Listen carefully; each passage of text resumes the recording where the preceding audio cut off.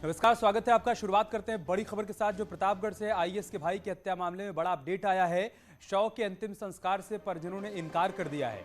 गुस्साए परिजनों ने इनकार किया है। डीएम और एसपी को मौके पर बुलाने की मांग कर रहे हैं। 50 लाख की आर्थिक मदद देने की भी मांग कर रहे हैं। कल हुई थी आईएएस अधिकारी के भाई की हत्या, आरोपी को गिरफ्तार कर लिया गया है। लेकिन इन सब के बीच बड़ी जानकारी ये सामने आ रही है कि परिजनों ने अंतिम संस्कार से इनकार कर दिया है। उनकी दो प्रमुख मांगे हैं। डीएम और एसपी को मौके पर बुलाने पर अड़े हुए हैं। साथ ही साथ 50 लाख रुपए की आर्थिक मदद की मांग भी परिजनों की तरफ से की जा रही है। साथ ही साथ आपको यहां पर यह भी बता दें कि आईएएस के भाई की पीट कर दबंगों ने हत्या कर दी थी। वो उधार के पैसे वापस मांगने गए थे। इसी दौरान कहासुनी होती है और उसके बाद पीट कर उनकी हत्या करने का आरोप दबंगों पर लगा है। पुलिस ने एक्शन लिया है। आरोपी को गिरफ्तार कर जेल भेजा गया है। लेकिन इन सब के बीच बड़ी जानकारी ये सामने आ रही है कि परिजनों ने अंतिम संस्कार से इनकार कर दिया है। उनका कहना है कि जब तक डीएम और एसपी मौके पर नहीं आएंगे, पीड़ित परिवार को 50 लाख रुपए की आर्थिक मदद नहीं दी जाएगी, तब तक हम अंतिम संस्कार नहीं करेंगे। प्रतापगढ़ से हमारे सहयोगी रोहित इस वक्त हमारे साथ जुड़ चुके हैं। रोहित, क्या अपडेट है आपके पास? जी, अभी अपने दर्शकों को बताते हैं, आईएएस अधिकारी के भाई की कल पीट कर जो है हत्या कर दी गई थी और कल देर रात जो है उनका शव पैतृक गांव पहुंचा था और आज सुबह जो है उनके शव का अंतिम संस्कार होना था। लेकिन हत्या से आक्रोशित परिजनों ने अंतिम संस्कार से जो है वो इनकार कर दिया है और डीएम एसपी को मौके पर बुलाने की मांग कर रहे हैं। साथ ही 50 लाख रुपए की आर्थिक सहायता देने और मामले की सुनवाई जो है फास्ट ट्रैक कोर्ट में करने और सख्त लाइसेंस की भी मांग पर अड़े हैं। हालांकि अभी तक मौके पर जो है डीएम एसपी नहीं पहुंचे हैं। वहां पर सीओ और एसडीएम कुंडा जो है भारी दल बल के साथ मौजूद हैं। आपको बता दें कि कल जो है उधार पैसा मांगने के लिए हृदय लाल के घर पे गए थे, जो आईएएस अधिकारी के भाई हैं अश्विनी, और वहीं पर इस दौरान दोनों के बीच में कहासुनी होती है और जिसके बाद दबंग हृदय लाल ने जो है लाठी से पीट कर जो आईएएस अधिकारी के भाई थे उनकी हत्या कर दी थी, जिसके बाद हड़कंप मच गया था और उनको आनन फानन में केजी लखनऊ के हॉस्पिटल में ले जाया गया था, जहां पे उनकी इलाज के दौरान मौत हो गई थी। हालांकि प्रतापगढ़ पुलिस जो है सक्रिय हुई थी और प्रतापगढ़ पुलिस ने जो दबंग था जिसके ऊपर हत्या करने के आरोप हैं उसको तत्काल गिरफ्तार करते हुए जो आला कत्ल था उसको भी बरामद किया है। तो कहीं ना कहीं ये एक बड़ी वारदात है। प्रतापगढ़ में दबंग किस तरीके से बेखौफ हैं, किस तरीके से वो हत्या से नहीं डरते हैं, किस तरीके से वो मारपीट में नहीं डरते हैं और लगातार जो ठीक लूट है रोहित, और गोली मारने की घटनाएं हैं वो प्रकाश में आती रहती हैं। बहुत शुक्रिया आपका हमारे साथ जुड़ने के लिए और जानकारी हम तक पहुंचाने के लिए।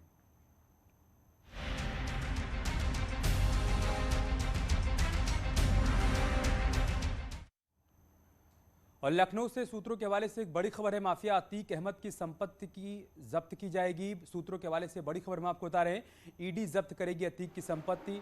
कई शहरों में संपत्ति की जानकारी जुटाई गई है। अतीक के 12 खाते डिटेल भी खंगाले गए हैं।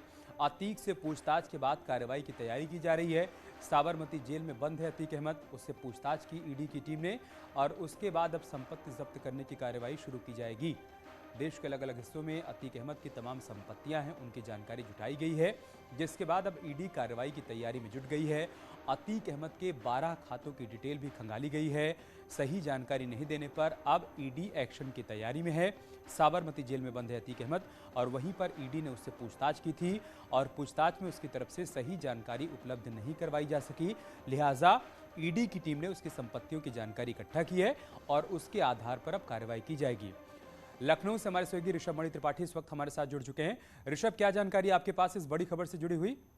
अभी देखिए, माफिया अतीक अहमद के खिलाफ जुलाई में ईडी की प्रयागराज यूनिट ने मनी लॉन्ड्रिंग की धाराओं में एफआईआर दर्ज की थी, जिसके बाद बाकायदा कोर्ट से परमिशन लेकर के 27-28 अक्टूबर को साबरमती जेल में अतीक अहमद से लंबी पूछताछ हुई है। अतीक अहमद के चार्टर्ड अकाउंटेंट और अन्य करीबियों से भी पूछताछ हुई, उनके बयान दर्ज किए हैं, जिसके बाद जो ईडी के सूत्र हमें जानकारी दे रहे हैं कि तमाम फाइनेंशियल डिस्क्रिपेंसीज मिली हैं अतीक अहमद के बैंक खातों में और प्रॉपर्टीज में।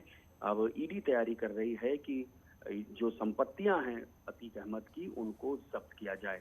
तमाम 12 बैंक खाते हैं। लखनऊ में 2 कंपनीज हैं, एक प्रयागराज की उसकी कंपनी है, पत्नियों के नाम पर कुछ कंपनीज हैं, कुछ करीबियों रिश्तेदारों के नाम पर कंपनीज हैं। उन सब की ईडी ने अच्छी खासी रिपोर्ट तैयार कर ली है। अतीक के बेटे उमर को भी पूछताछ के लिए बुलाया गया था, लेकिन उमर ईडी के सामने पेश नहीं हुआ है। तो अब ईडी के पास भी कोई रास्ता नहीं बच रहा है। लिहाजा सूत्र हमें कंफर्म कर रहे हैं कि ईडी जल्द ही अतीक अहमद की संपत्तियों को जब्त करने की कार्रवाई शुरू करेगी। बहुत शुक्रिया ऋषभ, आपका हमारे साथ जुड़ने के लिए और जानकारी हम तक पहुंचाने के लिए।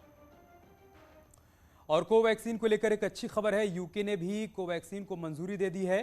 पहले ही WHO से इसको मंजूरी मिल चुकी है। भारतीय यात्रियों को आइसोलेट नहीं होना पड़ेगा। यूके में 22 नवंबर से नया नियम लागू हो जाएगा। ये बड़ी और अच्छी खबर हम आपको बता रहे हैं।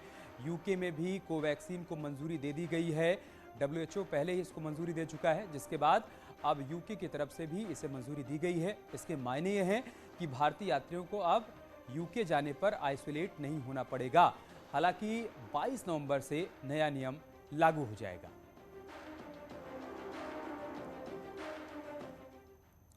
एक बड़ी खबर बरेली से, जहां पर एक डॉक्टर पर रेप का आरोप लगा है। डॉक्टर पर आरोप है कि डॉक्टर ने अपने डेंटल क्लिनिक में महिला को नशीला इंजेक्शन देकर रेप की वारदात को अंजाम दिया। इस दौरान डॉक्टर ने उसका अश्लील वीडियो भी बना लिया। महिला का आरोप है कि शिकायत करने पर वीडियो वायरल करने और जान से मारने की धमकी दी। पीड़ित महिला ने केस दर्ज करवाया है। डॉक्टर को जेल भेज दिया गया है।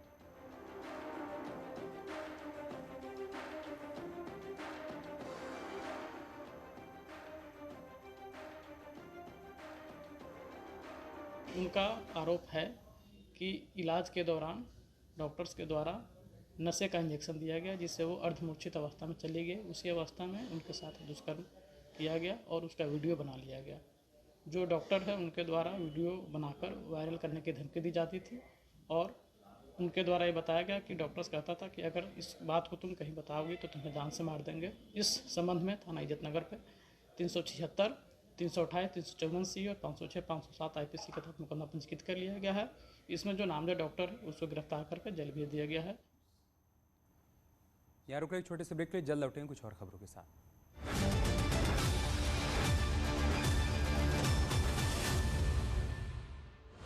कोरोना काल में मोहम्मद शरीफ 400 से ज्यादा लाशों का अंतिम संस्कार कर चुके हैं। इटावा में एसएसपी ने लवेदी और पछाईगांव थाने का किया औचक निरीक्षण। एसएसपी ने निरीक्षण के दौरान थाना परिसर की साफ सफाई और सौंदर्यीकरण का निर्देश दिया। कानपुर के सीसामऊ थाने में तैनात दरोगा की दिखी दरियादिली। मानसिक बीमार व्यक्ति को नहलाने धुलाने के बाद कराया भोजन। बहराइच में आज आंगनवाड़ी वर्कर्स ने अपनी मांगों को लेकर धरना दिया। आंगनवाड़ी वर्कर्स का कहना है कि मांगें पूरी नहीं होती हैं तब तक धरना चालू रहेगा। कानपुर में समाजवादी पार्टी ने नोटबंदी के 5 साल पूरा होने पर स्टेट बैंक के सामने हाथों में कटोरा लेकर विरोध प्रदर्शन किया। कार्यकर्ताओं ने कहा कि नोटबंदी से देश की अर्थव्यवस्था चौपट हुई है। आगरा के बटेश्वर में चल रहे पशु मेले में घोड़ों की दौड़ प्रतियोगिता का आयोजन किया गया। घुड़दौड़ में प्रथम, द्वितीय, तृतीय स्थान पर आने वाले घोड़ों को पुरस्कृत किया गया। बागपत की मलकपुर चीनी मिल के पेराई सत्र 2021 की विधिवत शुरुआत। मिल में गन्ना लेकर पहुंचे किसानों को फूल मालाएं पहनाकर किया गया स्वागत। लखनऊ में आरएसएस कार्यकारी मंडल की बैठक से प्रांत कार्यवाह संजय का बयान। बैठक में बांग्लादेश में हिंदुओं पर हमलों पर प्रस्ताव पास हुआ। शाहजहांपुर में सीएम योगी के दौरे से एक दिन पहले एसपी कार्यकर्ताओं ने शहीद की प्रतिमाओं पर किया विरोध प्रदर्शन। धान की फसल के कम दाम और डेंगू पीड़ितों को इलाज न मिलने पर बीजेपी सरकार पर बोला हमला। कानपुर में 10 नवंबर को होगा मेट्रो का ट्रायल। सीएम योगी गुरुदेव टाकीज चौराहे पर बने मेट्रो डिपो से करेंगे मेट्रो के ट्रायल की शुरुआत। गीतानगर क्रॉसिंग तक जाएगी मेट्रो। दिल्ली एनसीआर में वायु प्रदूषण में लगातार इजाफा हो रहा है। नोएडा, ग्रेटर नोएडा और गाजियाबाद में भी बढ़ते प्रदूषण से सांस लेने में मुश्किल हो रही है। ताजनगरी आगरा में एक बार फिर भयंकर प्रदूषण। शहर में विजिबिलिटी 400 मीटर से भी कम हुई। गाजियाबाद में भी छाई धुंध की चादर। पॉल्यूशन का स्तर 396 रहा, जिसके चलते गाजियाबाद देश के सबसे प्रदूषित शहरों में तीसरे नंबर पर। दिल्ली में पॉल्यूशन लेवल बढ़ा। यमुना नदी में जहरीले झाग के बीच स्नान करते नजर आ रहे छठ व्रतधारी। बाबा केदार की पंचमुखी उत्सव डोली ओंकारेश्वर मंदिर ऊखीमठ पहुंची। गुप्तकाशी के विश्वनाथ मंदिर से बाबा की उत्सव डोली ओंकारेश्वर मंदिर ऊखीमठ के लिए प्रस्थान किया। जोशीमठ में बद्रीनाथ एनएच पर रोड कटिंग के कारण लामबगड़ में लग रहा जाम। बद्रीनाथ जाने वाले श्रद्धालुओं को परेशानी हो रही है। अयोध्या कैंट पहुंची Ramayan circuit express train. Railway अधिकारियों और श्रद्धालुओं ने किया जोरदार स्वागत। श्रद्धालुओं को लेकर दिल्ली से अयोध्या पहुंची ट्रेन। फूलों से श्रद्धालुओं का हुआ जोरदार स्वागत। उत्तराखंड में कांग्रेस के पर्यवेक्षकों के दौरे को लेकर दावेदारों की बढ़ी धड़कन। नेताओं को लेकर फीडबैक लेंगे पर्यवेक्षक। कांग्रेस में दावेदारी को लेकर लॉबिंग शुरू हुई। जालौन में तालाब से बाहर निकलकर गांव में घूमता नजर आया 10 फीट लंबा मगरमच्छ। ग्रामीणों ने वन विभाग की मदद से किया रेस्क्यू। सोनभद्र के घुवास गांव में दिखा तेंदुआ, स्थानीय ग्रामीणों में दहशत का माहौल, पुलिस की टीम कर रही search operation. Bharatiya Janata party के वरिष्ठ नेता और पूर्व केंद्रीय मंत्री लालकृष्ण आडवाणी का जन्मदिन आज, 94वां जन्मदिन मना रहे हैं आडवाणी। दिल्ली में आडवाणी के आवास पर पहुंचे प्रधानमंत्री मोदी, पीएम के साथ बीजेपी के बाकी नेता भी मौजूद रहे। जन्मदिन के मौके पर आडवाणी के घर बर्थडे सेलिब्रेशन, पीएम मोदी के साथ काटा केक, राजनाथ सिंह और अमित शाह भी मौजूद। मुख्यमंत्री योगी आदित्यनाथ ने भी ट्वीट कर दी बधाई, लिखा सभी के मार्गदर्शक श्री लालकृष्ण आडवाणी जी को जन्मदिवस की हृदय तल से बधाई। उत्तराखंड सीएम पुष्कर सिंह धामी ने ट्वीट कर बधाई दी। सीएम ने लिखा, आदरणीय श्री लालकृष्ण आडवाणी जी, आपको जन्मदिन की हार्दिक बधाई एवं अनंत शुभकामनाएं। 16 नवंबर को पूर्वांचल एक्सप्रेसवे का उद्घाटन करेंगे प्रधानमंत्री मोदी, हवाई पट्टी पर रैली को संबोधित भी करेंगे। कानपुर में जीका वायरस का प्रकोप जारी, जीका संक्रमितों की संख्या बढ़कर हुई 89, स्वास्थ्य विभाग की ओर से कॉन्टैक्ट ट्रेसिंग और सैंपलिंग जारी। कानपुर में जीका वायरस के मरीजों में लगातार इजाफा हो रहा है। रविवार को 24 घंटे में 10 नए मरीजों में जीका की पुष्टि। बहराइच में 17 सूत्रीय मांगों को लेकर धरने पर बैठे आंगनबाड़ी कार्यकर्ता, राज्य कर्मचारी का दर्जा देने की भी मांग। अयोध्या में 12 नवंबर को और 14 कोसी और 14 नवंबर को पंच कोसी परिक्रमा, तैयारियों को अंतिम रूप देने में जुटा प्रशासन, परिक्रमा मार्ग का किया गया निरीक्षण। रायबरेली में रुई के गोदाम में भीषण आग लगने से मची अफरा तफरी, जहानाबाद चौकी क्षेत्र के गल्ला मंडी के पास घटना। हमीरपुर में 2 पक्षों के बीच मारपीट में घायल व्यक्ति के कानपुर में इलाज के दौरान मौत, शव पहुंचने पर परिजनों ने ग्रामीणों के साथ मिलकर स्टेट हाईवे किया जाम। आगरा में न्यूज 18 की खबर का असर, एतमादपुर के खाद बीज गोदाम का डीएम और एसएसपी ने लिया जायजा, किसानों को जल्द डीएपी खाद की किल्लत से निजात दिलाने का आश्वासन। आगरा में कालाबाजारी और डीएपी खाद न मिले पर किसानों का गुस्सा जारी, इरादत नगर की सहकारी समिति पर किसानों ने सड़क पर लेटकर प्रदर्शन किया।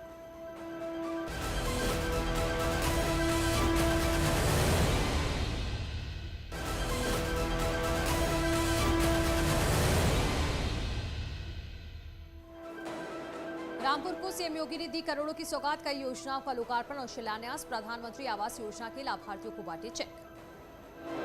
रामपुर में सीएम योगी के बयान, अपराधियों पर लगातार होती रहेगी कार्रवाई, जो अवैध कब्जा करेगा वो कार्रवाई के लिए तैयार रहे। सीएम योगी का कैराना दौरा, कैराना से पलायन के बाद वापस लौट चुके परिवारों से सीएम ने की मुलाकात।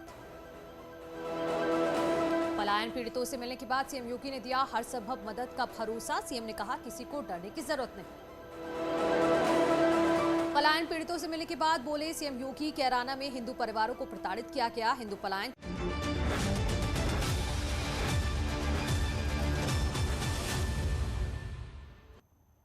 और एक बड़ी खबर मुजफ्फरनगर से, जहां पर 5 परिवार के 15 सदस्यों ने हिंदू धर्म में वापसी की है। बघरा के आश्रम में यज्ञ कर विधि विधान से दोबारा हिंदू धर्म अपनाया इन लोगों ने। ये सभी परिवार 18 साल पहले अपना हिंदू धर्म छोड़कर मुस्लिम धर्म अपना चुके थे, जिन्हें आज आर्य समाज मंदिर में हवन यज्ञ कर शुद्धिकरण करवाया गया और हिंदू धर्म में वापसी दिलाई गई।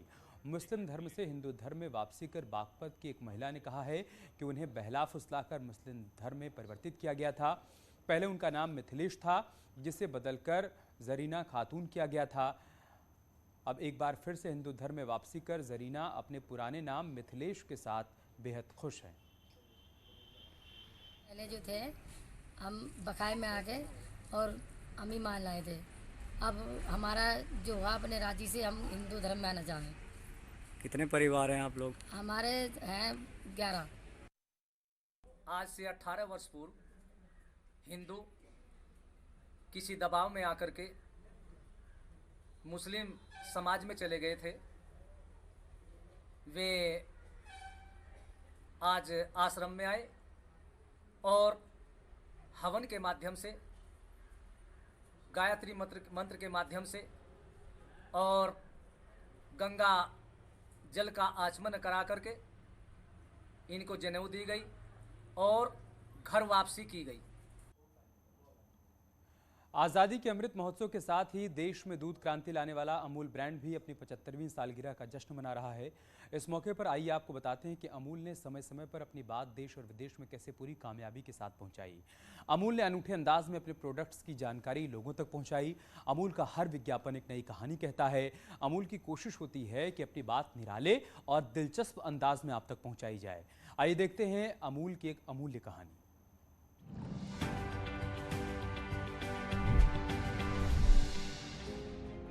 भारत ने 2016 में एलओसी पार आतंकियों के लॉन्च पैड पर सर्जिकल स्ट्राइक कर उरी हमले का बदला लिया और इतिहास रचा। 29 सितंबर 2016 को पाकिस्तान पर सर्जिकल स्ट्राइक का ऐलान किया गया तो हर देशवासी गर्व से भर गया। अमूल ने इस मौके पर विज्ञापन जारी कर देश के अप्रतिम शौर्य को प्रणाम किया। भारत ने बता दिया कि पाकिस्तान नहीं माना तो भारत अंदर घुसकर उस पर अचूक प्रहार करेगा।